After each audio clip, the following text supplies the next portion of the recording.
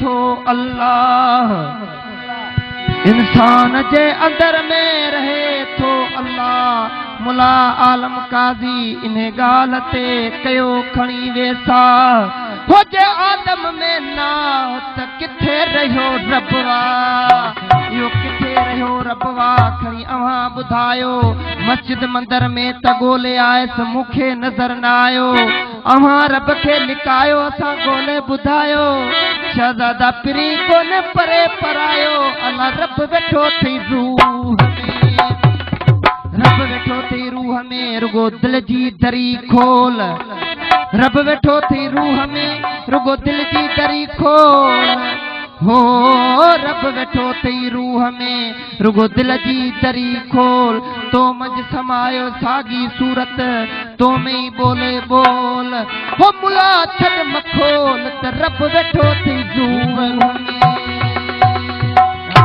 इंसान जे अंदर में अल्लाह वेठो बोले, इंसान जे अंदर में अल्लाह वेठो बोले। हिन राज खे हो सोहना कंहिं ॾिठो आहे खोले, हिन राज खे हो सोहना कंहिं ॾिठो आहे खोले।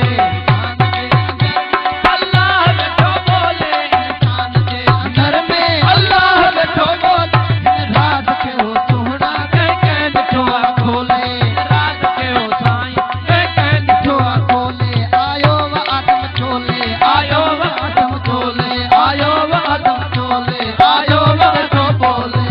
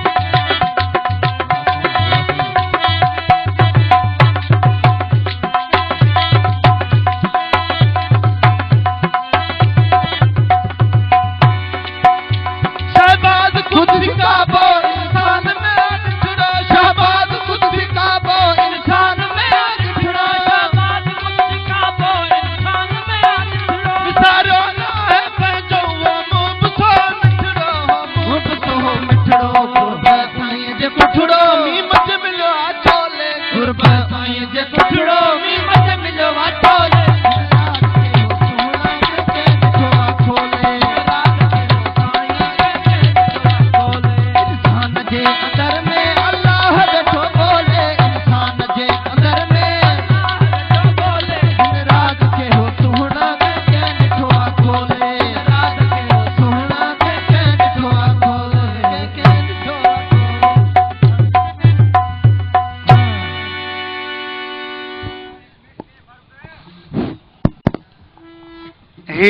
इन फ़कीरनि जो आख़िरी बोल आहे।